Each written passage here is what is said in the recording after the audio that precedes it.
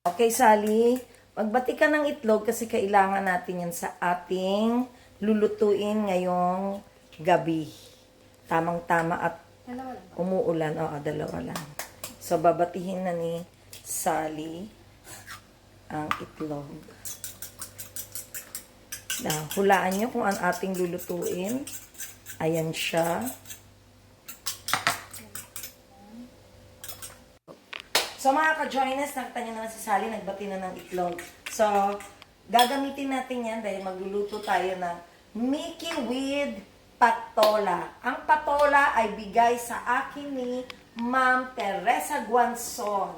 So, ito na yung patola na tinanim ni Ma'am Teresa.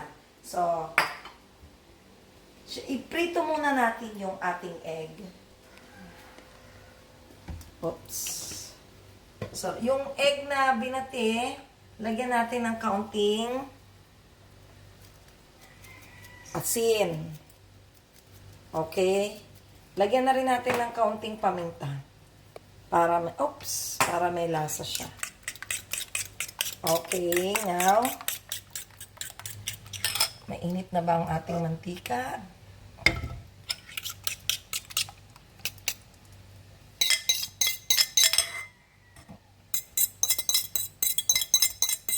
So, habang iniintay natin itong maprito, dito na tayo sa kabilang kawali. Tayo ngayon ay maglagay ng mantika. Ang ilalagay ko naman dito ay chicken oil.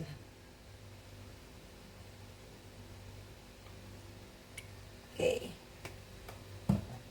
Then, maglagay na tayo ng sibuyas.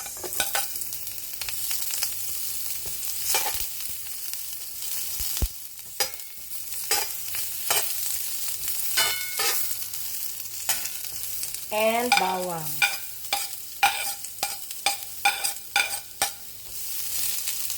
So, hayaan muna natin silang palambutin. Then, lagay na natin ang ating kamatis. Tamang-tama itong ating Mickey na sabaw para ngayong tag-ulan. So, makakahigop tayo ng sabaw. Then, ilagay na natin yung ating chicken. Chicken yung ating pangsahog. Pero, nasa sa inyo, pwedeng baboy ang inyong sahog. So, hinimay-himay ko na yung chicken. Actually, si Sally ang naghimay ng chicken. Ayan. So, gigisa-gisa lang natin muna.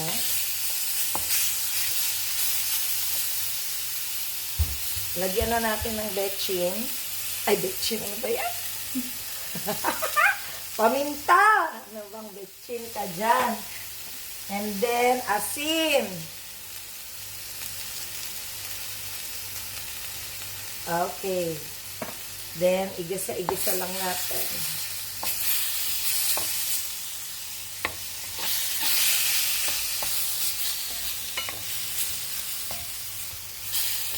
Then, lagyan natin ng oyster sauce.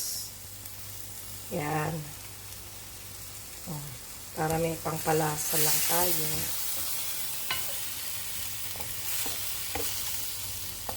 Then, saka natin lagyan ng water. Okay. Siguro mga 2 basong water ang ilalagay. Saka natin ilagay ang ating cabbage. Ang gulay natin. May gulay-gulay ang ating punch. Ang ating Mickey. Okay, ngayon kumukulo na. Ilalagay na natin ang patola. Ay! Bigay ni Ma'am Guanzon. Yeah!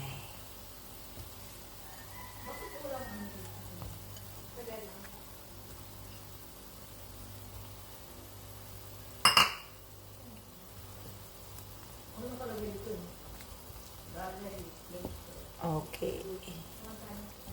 So, ayan. Hintayin muna natin uli. Isang kulo pa uli. Okay, so ito kumulo na ang atin, ang pangalawang kulo. Lagay na natin ang ating noodles.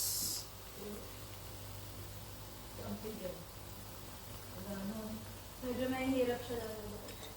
Okay, yan ang noodles.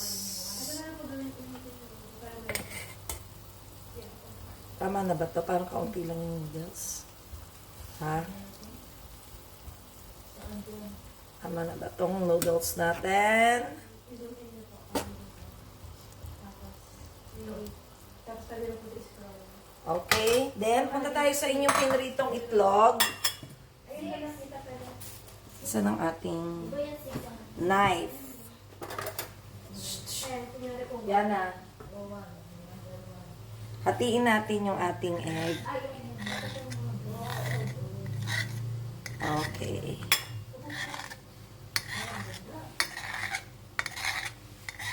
Okay. So, meron na tayong mga square na egg.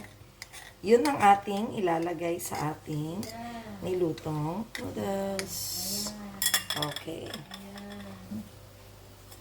Lagay na natin.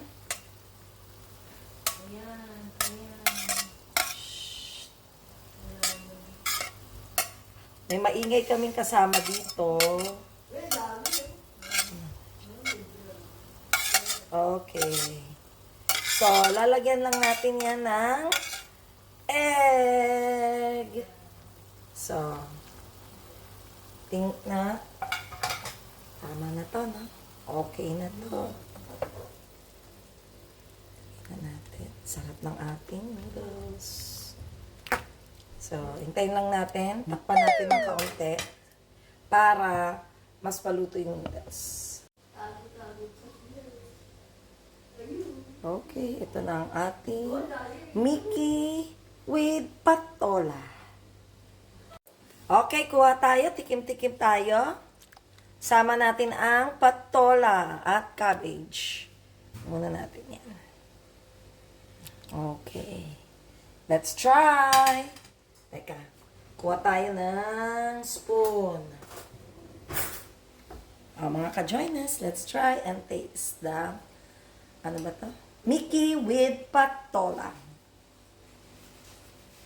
Sarap. Sarap ng, sarap. Lalo na pag ngayong tag-ulan, sarap humigop ng sabaw. Ito na yung patola natin.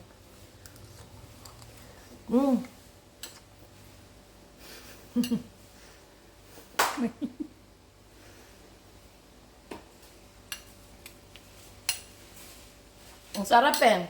Hindi ko mapigilang humigop. Kaya lang ang init. Nakita nyo naman, galing pang kawali. Pero ang sarap ng ating sopas. Sopas Mickey with patola. Even the Mickey, ang sarap. Pero biro, masarap talaga. So, you try it.